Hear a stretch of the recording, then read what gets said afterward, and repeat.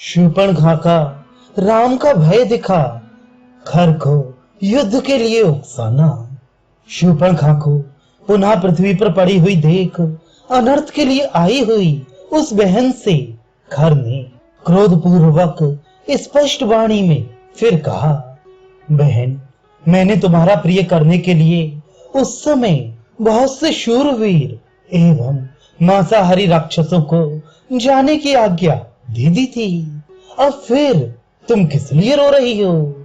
मैंने जिन राक्षसों को भेजा था वे मेरे भक्त, मुझ में अनुराग रखने वाले और सदा मेरा हित चाहने वाले हैं। वे किसी के मारने पर भी मर नहीं सकते। उनके द्वारा मेरी आज्ञा का पालन ना हो यह भी संभव नहीं है। फिर ऐसा कौन सा कारण उपस्थित हो गया जिसके लिए तुम हा नाथ की पुकार मचाती हुई सांप की तरह धरती पर लौट रही हो? मैं उसे सुनना चाहता हूँ। मेरे जैसे संरक्षक के रहते हुए तुम अनाथ की तरह विलाप क्यों करती हो? उठो उठो, इस तरह लौटो मत, घबराहट छोड़ दो।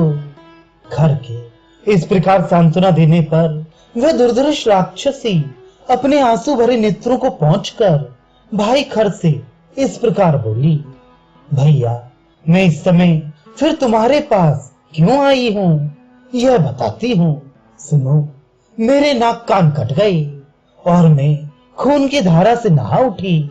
उस अवस्था में जब पहली बार मैं आई थी तब तुमने मुझे बड़ी सांत्वना दी थी। तत्पश्चात मेरा प्रिय करने के लिए लक्ष्मण सहित राम का वध करने के उद्देश्य से तुमने जो वे 14 शूरवीर राक्षस भेजे थे वे सबके सब अमरश में भरकर हाथों में शूल और पट्टिश लिए वहां जा पहुंचे। परंतु राम ने अपने मर्म भेदी बाणों द्वारा उन सबको सम्रांगण में मार गिराया। उन महान वेगशाली निशाचरों को क्षण भर में ही धराशायी हुआ देख राम के उस महान पराक्रम पर दृष्टिपात करके मेरे मन में बड़ा भय उत्पन्न हो गया। निशाचर राज, मैं भयभीत, उद्विग्न और विषादग्रस्त हो गई हूँ। मुझे सब ओर भय ही भय दिखाई देता है, इसलिए फिर तुम्हारी शरण में आई हूँ। मैं शोक के उस विशाल समुद्र में डूब गई हूँ जहाँ विषाद रूपी मगरमच्छ निवास करते हैं और त्रास की तरंगमालाएं उठती रहती हैं। तुम उस शोक सागर से मेरा उद्धार क्यों नहीं करते? जो मांसभक्षी राक्षस मेरे साथ गए थे वे सबके सब राम के पहने बाणों से मारे जाकर पृथ्वी पर पड़े हैं। राक्षस राज, यदि मुझ पर और उन मरे हुए राक्षसों पर तुम्हें दया आती हो तथा यदि राम के साथ लोहा लेने के लिए तुम में शक्ति और तेज हो तो उन्हें मार डालो, क्योंकि दंडकारण्य में घर बनाकर रहने वाले राम राक्षसों के लिए कंटक हैं। यदि तुम आज ही शत्रुघाती राम का वध नहीं कर डालोगे तो मैं तुम्हारे सामने ही अपने प्राण त्याग दूंगी, क्योंकि मेरी लाज लुट चुकी है।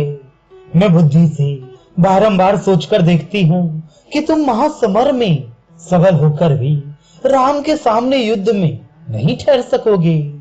तुम अपने को शूरवीर मानते हो, किंतु तुम में शौर्य है ही नहीं। तुमने झूठे ही अपने आप में पराक्रम का आरोप कर लिया है। मूढ़, तुम सम्रांगण में उन दोनों को मार डालो, अन्यथा अपने कुल में कलंक लगाकर भाई बंधुओं के साथ तुरंत ही इस जन स्थान से भाग जाओ। राम और लक्ष्मण मनुष्य हैं, यदि उन्हें भी मारने की शक्ति तुम में नहीं है तो तुम्हारे जैसे निर्बल और पराक्रम शून्य राक्षस का यहाँ रहना कैसे संभव हो सकता है? तुम राम के तेज से पराजित होकर शीघ्र ही नष्ट हो जाओगे, क्योंकि दशरथ कुमार राम बड़े तेजस्वी हैं। उनका भाई भी महान पराक्रमी है, जिसने मुझे नाक कान से हीन करके अत्यंत क्रूर बना दिया। इस प्रकार बहुत विलाप करके गुफा के समान गहरे पेट वाली वह राक्षसी शोक से आतुर हो अपने भाई के पास मूर्छित सी हो गई और अत्यंत दुखी हो दोनों हाथों से पेट पीटती हुई फूट फूट कर रोने लगी।